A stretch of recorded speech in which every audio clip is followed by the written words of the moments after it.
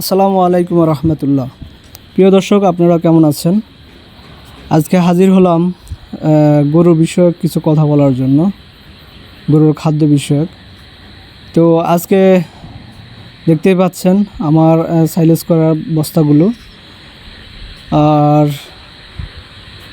দ্বিতীয়ত হলো, আমাকে কয়েকজন প্রশ্ন করছে, আমার পরিচিত প্রশ্ন করছে হলো যে সাইলেজ, আমি যে সাইলেজগুলো করছি এগুলো তো নষ্ট হয়ে যেতে পারে বা নষ্ট হয়ে যাবে, হ্যাঁ, তখন কিভাবে কি হবে? আমি বললাম যে নষ্ট হবে না, এটা ভালোভাবে সংরক্ষণ করা হলে কখনোই নষ্ট হওয়ার সম্ভাবনা থাকে না।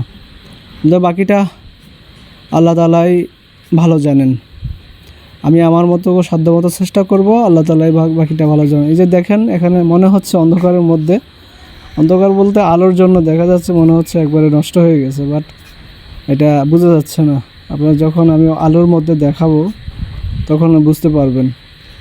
আসলে আরও কয়েকজন আমাকে জিজ্ঞেস করছিল যে আপনি কিভাবে সাইলেজ খাওয়ান বা কিভাবে খাওয়ানো উচিত। আমি আসলে অত বড় এই বিষয়ে অভিজ্ঞ না, তারপরও আমি যেটা করি পার্সোনালি সেটা হলো, আমি সাইলেজ খাওয়াই প্রতিদিন একটা গরুর পিছনে 5 থেকে 6 কেজি করে।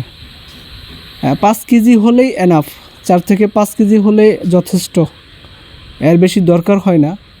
এই পাশাপাশি ঘাস, তারপরে পানির সাথে খোল, তারপরে আপনার ভুসি, তারপর আদার অন্য অন্য থাকেই, ভাতের মাড়, তারপরে আপনার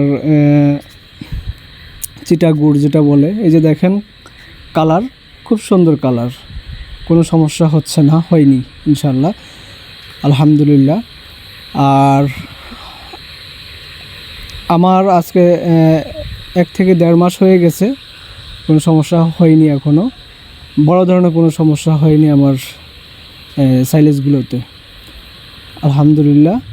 ইনশাল্লাহ ভবিষ্যতেও হবে না ইনশাল্লাহ।